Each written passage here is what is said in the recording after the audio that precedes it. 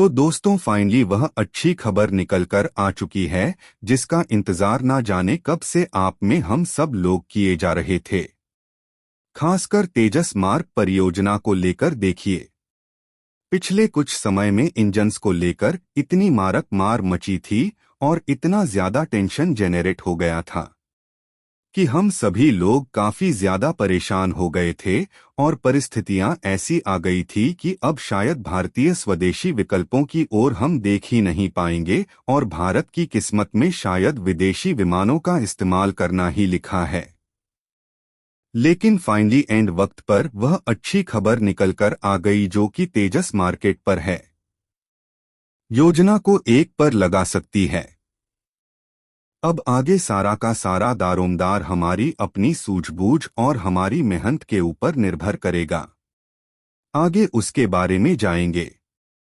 इसी के साथ साथ एक और खबर को जाएंगे जो कि डीआर रेडियो से संबंधित है और बताया यह जा रहा है कि डीआर रेडियो द्वारा कुछ ऐसा काम किया जा रहा है जिससे इजराइल को झटका लग सकता है।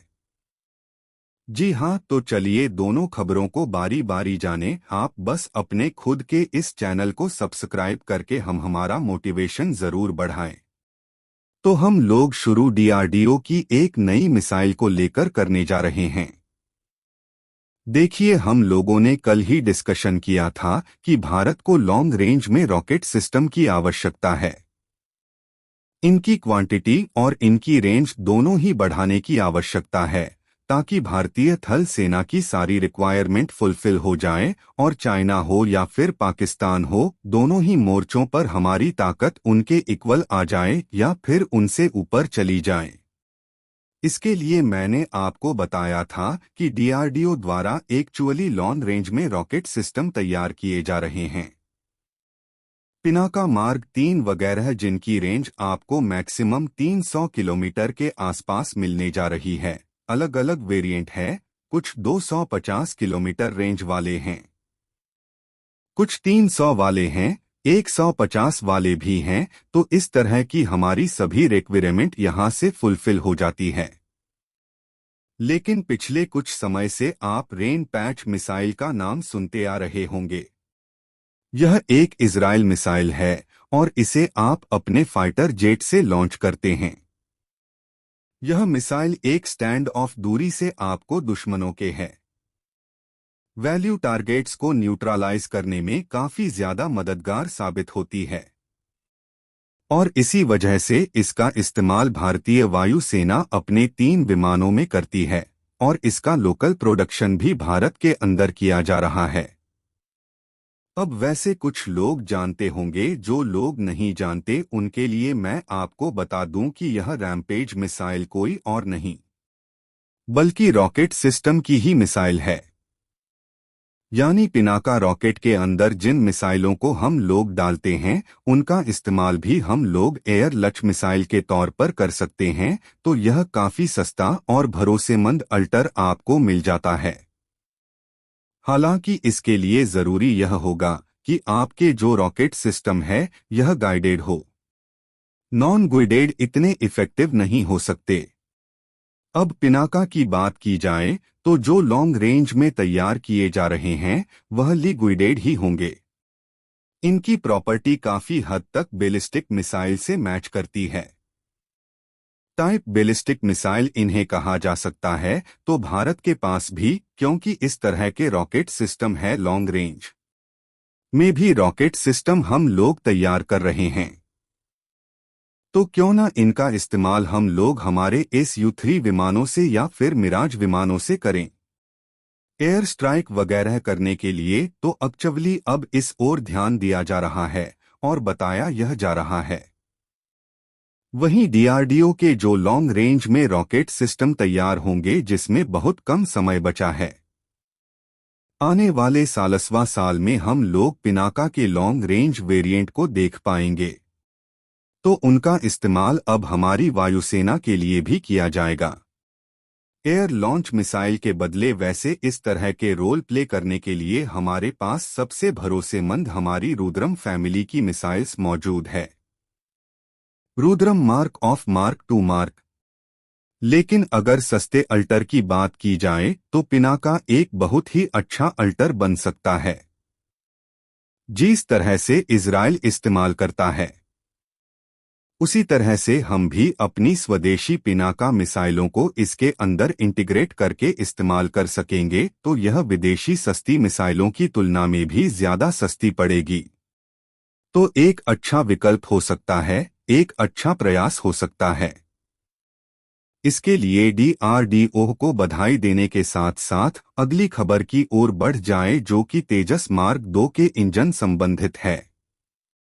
तो देखिए, इसमें अब कोई दो मत नहीं है कि आने वाले कुछ ही महीनों में भारत और अमेरिका के बीच में F414 इंजन को लेकर डील फाइनल कर ली जाएगी और भारत के अंदर इनकी लोकल मैन्युफैक्चरिंग शुरू कर दी जाएगी। इसी को लेकर बड़ी खबर और सुखद खबर निकलकर यह आ रही है कि इनके प्रोडक्शन की टाइमलाइन तेजस मार्क 2 के प्रोडक्शन की टाइमलाइन से बिल्कुल मैच करेगी।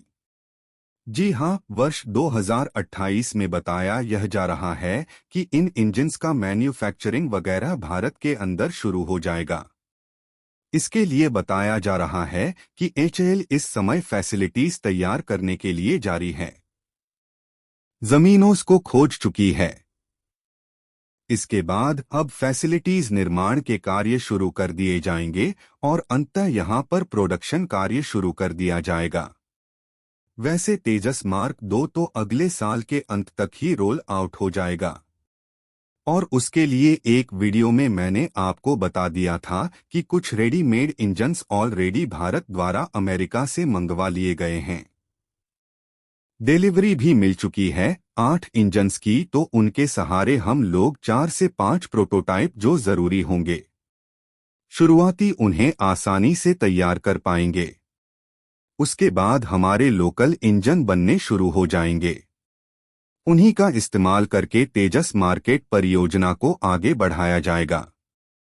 लेकिन यहाँ पर दोस्तों एक प्रॉब्लम भी देखने के लिए मिल रही है। बताया यह जा रहा है कि यहाँ पर हमारी तैयारी यह रहेगी कि कम से कम महीने भर में 2 इंजन्स तैयार किए जाएं।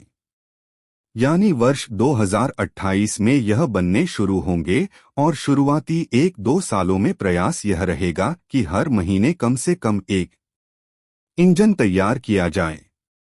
लेकिन वर्ष 2030 से बताया यह जा रहा है कि हर महीने कम से कम 2 इंजन्स यहां से तैयार किए जाएंगे। अब यह सुनने में तो अच्छा लग रहा है, लेकिन अगर आप थोड़ा सा नोटिस करें तो 2 इंजन अगर हम लोग प्रति मंथ बनाएंगे तो एक साल में हम लोग मैक्सिमम केवल 24 इंजन ही बना पाएंगे। तो ऐसे में हम लोग हमारी बढ़ी हुई रिक्वायरमेंट को फुलफिल, क्योंकि उस समय तक केवल तेजस मार्क 2 ही नहीं बल्कि एनका के प्रोटोटाइप वगैरह भी सामने आ जाएंगे, भी पीएफ भी आ जाएंगे। तो इन सब में इंजन की समस्या तो फिर भी जानी है और यहाँ पर हम लोग अमेरिका को दोष भी नहीं दे सकते। एक बार जब यह इंजन भारत में बनने शुरू हो गए तो फिर सारी जवाबदारियां हमारे मत्थे रहेंगी, तो उन सब के लिए रेस्पॉन्सिबल भी हम ही होंगे। तो महीने भर में केवल 2 ही इंजन बना पाना, इतनी ही क्षमता को आप अर्जित करने में सक्षम दिखाई दे रहे हैं, तो यह कहीं न कहीं भारत का एक फेल्यूर माना जा सकता है। क्योंकि कुछ समय पहले मैंने आपको एक वीडियो बनाकर बताया था कि एचएएल के टॉप ऑफिशियल के द्वारा यह कहा गया है कि धीरे धीरे हम लोग हमारी तेजस मार्केट परियोजना को इतना फास्टर ट्रैक करने की विचार में है कि हर साल कम से कम 30 विमान बनाए जाएं। तो अगर 30 विमान आप हर साल बनाएंगे तो इसके लिए भी आपके पास पर्याप्त इंजन्स नहीं होंगे। तो डेफिनेटली प्रयास यह करने चाहिए कि कम से कम हम लोग एक महीने में 3 इंजन बना पाएं। इतनी क्षमता अर्जित करनी होगी, क्योंकि अकेले तेजस मार्केट हम लोग 200 की संख्या में बनाने जा रहे हैं। इसके अलावा कम से कम 50 टेड बीएफ इसी इंजन के सहारे बनेंगे, जिनमें लगभग 100 इंजन की आवश्यकता होगी कि हर साल कम से कम 30 विमान बनाए जाएं। तो अगर 30 विमान आप हर साल बनाएंगे तो इसके लिए भी आपके पास पर्याप्त इंजन नहीं होंगे, तो डेफिनेटली प्रयास यह करने चाहिए। हो जाएगा। मुश्किल से ही इस पर भी देख सकते हैं कि हाल ही में एक बार में तो आप भी आज हम इहेच हैनी बढ़िया बढ़िया बढ़िया खिंचाती ही ना हेच हेच हैरस इमेजस